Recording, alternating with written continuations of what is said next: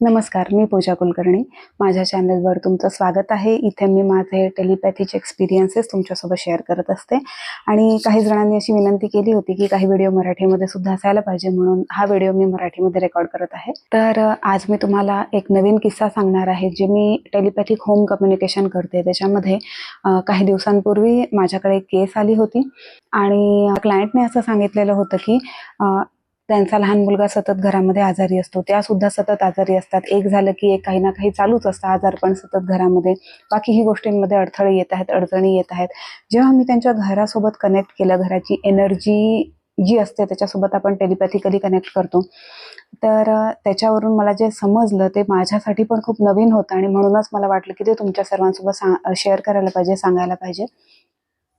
तर मी त्यांच्या घरासोबत जेव्हा कनेक्ट केलं तेव्हा मला अशी माहिती मिळाली की त्यांनी कुठल्या तरी देवी देवतांचं आवाहन केलेलं आहे किंवा काहीतरी रिच्युअल केलेली आहे किंवा कुठल्याही प्रकारे त्यांनी एखाद्या देवी देवतेला आवाहन केलेलं आहे, विशेषतः देवी. आणि ती जी देवी आहे ती हिंदू धर्मामध्ये नाही किंवा आपल्या धर्माच्या बाहेर आहे. अशी कुठली तरी देवी त्यांनी आवाहन केलेली होती आणि आवाहन झाल्यामुळे त्या एनर्जीची उपस्थिती त्यांच्या घरामध्ये होती. परंतु बऱ्याच वेळा असं होतं की आजकाल आपण इंटरनेटवर, यूट्यूबवरती वगैरे असे व्हिडिओ बघतो की अमुक अमुक शब्द परत परत म्हणा किंवा अमुक अमुक मंत्र तुम्ही एवढ्या वेळा म्हणल्यानंतर तुम्हाला पैसा प्राप्त होईल किंवा यश प्राप्त होईल, जे काही आपल्या इच्छा असतील त्यानुसार. कधी कधी काही काही स्पेल्स सांगितलेले असतात आणि मी नाही म्हणत की फक्त हिंदू देवी देवताच अस्तित्वात आहेत किंवा प्रभावी आहेत. इतरही देवी देवता तितकेच प्रभावी असतील किंवा खूप वेळा तर असंही दिसून येतं की आपलेच जे हिंदू देवी देवता आहेत त्यांना वेगळ्या देशामध्ये, वेगळ्या प्रदेशामध्ये वेगळ्या नावाने ओळखलं जातं, असंही असतं. किंवा ऑल टुगेदर एक डिफरंट देवी देवता सुद्धा अनेक धर्मांमध्ये, अनेक देशांमध्ये आहेत, ते सुद्धा तितकेच पॉवरफुल असतील, मी नाही म्हणत नाही. परंतु फरक इथे पडतो की आपले जे देवी देवता आहेत त्यांच्याबद्दल आपल्याला माहिती असते, आपल्याला विश्वास असतो. दुसरे जे देवी देवता आहेत आपल्याला त्यांच्याबद्दल माहिती नसते आणि अर्धवट माहितीवर किंवा यूट्यूबवर काहीतरी सांगितलेलं आहे, कुठेतरी तुम्ही बघता काहीतरी कागद जाळा किंवा बेलीफ जाळा. माझा या गोष्टींना विरोध नाही आहे, फक्त मला एवढंच म्हणायचं आहे की कुठली गोष्ट करताना आपल्याला त्याच्यामधलं पूर्ण नॉलेज, अगदी ए टू झेड मी तर म्हणेल, नॉलेज असल्याशिवाय गोष्टी करू नयेत. किंवा मग जो व्यक्ती तुम्हाला काही उपाययोजना सांगत आहेत त्या व्यक्तीवरती तेवढा आपला विश्वास हवा, तो व्यक्ती तेवढा विश्वासपात्र असायला हवा. किंवा मग काही अडचण आली तर तुम्ही त्या व्यक्तीला कॉन्टॅक्ट करू शकले पाहिजेत, बरोबर? तर हे जे आपण यूट्यूबवर वगैरे ऐकतो तिथे तुम्ही त्यांना कॉन्टॅक्ट करू शकत नाही जर एखादी गोष्ट बिघडली तर, जसं की ह्या केसमध्ये झालेलं होतं. तर मी त्यांना विचारलं, हे सगळं मला त्यांच्या घराने सांगितलं की त्यांनी कुठल्या तरी देवीला इन्व्होक केलेलं आहे, बोलवलेलं आहे, आवाहन केलेलं आहे काहीतरी रिच्युअल करून, आणि ती भारतीय देवी देवता नाही आहे किंवा हिंदू देवी देवता नाही आहे.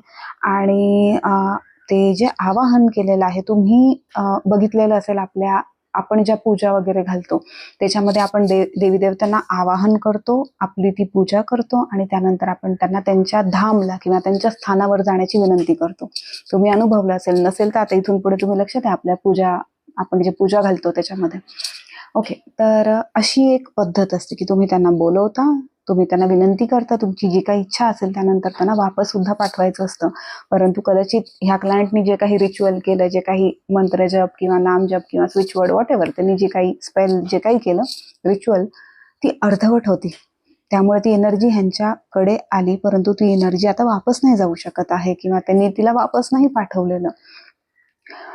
तर त्यामुळे ही जी सगळी एनर्जीचा इम्बॅलन्स झालेला होता त्यांच्या घरात, ते सगळं ह्या गोष्टींमुळे झालेलं होतं.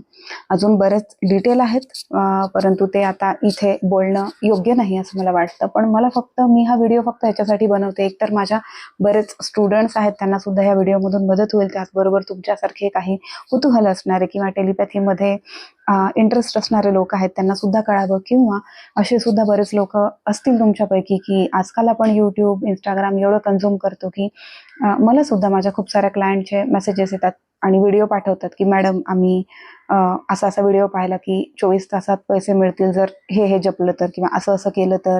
काही डेमन्स असतात, काही डेव्हिल्स असतात, काही एंजल्स असतात, काही गॉड गॉडेसेस असतात, तर त्यांच्यासोबत आम्ही काम करू का?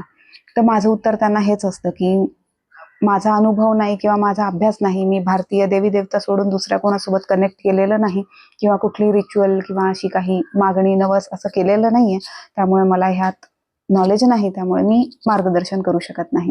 म्हणून तुम्हालाही मला एवढं सांगायचं आहे, मी जे पहिले सांगितलं की तुम्हाला जर पूर्ण माहिती नसेल तर शक्यतो अशा गोष्टींमध्ये पडू नका, आणि पडायचंच असेल तर समोरचा व्यक्ती तितका विश्वासपात्र पाहिजे. आणि असं जेव्हा तुम्हाला अडचण येते, जसं आता ह्या क्लायंटला आली आणि मला ते जाणवलं जेव्हा मी त्यांना विचारलं, आता त्यांचं उत्तर काय आहे हे फार इथे व्हिडिओमध्ये सांगण्याची आवश्यकता नाहीये, पण मुद्दा काय आहे ते आपण लक्षात घेऊया, की असे रिच्युअल्स किंवा असं जेव्हा तुम्ही करता तेव्हा त्याची प्रॉपर रिस्पॉन्सिबिलिटी तुम्ही किंवा तुम्हाला जो व्यक्ती गाईड करत आहे त्यांनी घ्यायला पाहिजे. आणि तुम्हाला जर पूर्ण ती रिच्युअल माहीत नसेल, त्याच्यातलं नॉलेज नसेल, तर शक्यतो ह्या गोष्टींच्या आहारी पडू नका. पडायचंच असेल, मी म्हणत नाही की ते प्रभावी नसतील, प्रभावी असतील सुद्धा, पण तुम्हाला जर ते करायचं आहे तर तुम्हाला A to Z पूर्ण माहिती पाहिजे. बस हाच व्हिडिओ होता. मला आशा आहे की तुम्हाला हा किस्सा आवडला असेल किंवा ह्यातून काहीतरी नवीन शिकायला मिळालं असेल. आणि तुम्हाला हा व्हिडिओ आवडला असेल तर चॅनलला सबस्क्राईब करा. तुमचे काही प्रश्न असतील तर तुम्ही कमेंटमध्ये लिहू शकता, किंवा या व्हिडिओबद्दल तुम्हाला काही सांगायचं असेल तर तुम्ही कमेंटमध्ये लिहा. मी नक्की तुमची कमेंट वाचेल. तुम्हाला वाटतं की ह्या गोष्टीमध्ये ज्यांना कोणाला इंटरेस्ट असेल तुम्ही त्यांना हा व्हिडिओ शेअर करू शकता. आणि मराठीमध्ये व्हिडिओ कसा वाटला, इथून पुढचे व्हिडिओ मराठी बनवावेत का हिंदी बनवावेत त्याबद्दलही तुम्ही मला सजेशन देऊ शकता.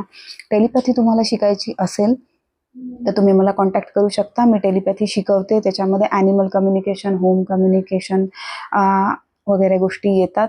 सो प्लांट कम्युनिकेशन सुद्धा आपण करू शकतो. सो डेफिनेटली तुम्ही माझ्याशी कॉन्टॅक्ट करू शकता. मी माझा फोन नंबर इथे देऊ शकत नाही, परंतु कमेंट सेक्शनमध्ये तुम्हाला माझा ईमेल ID मिळेल, तिथे तुम्ही मला कॉन्टॅक्ट करा. मी तुम्हाला माझा फोन नंबर तिथे देऊ शकते आणि आपण पुढे बोलू शकतो.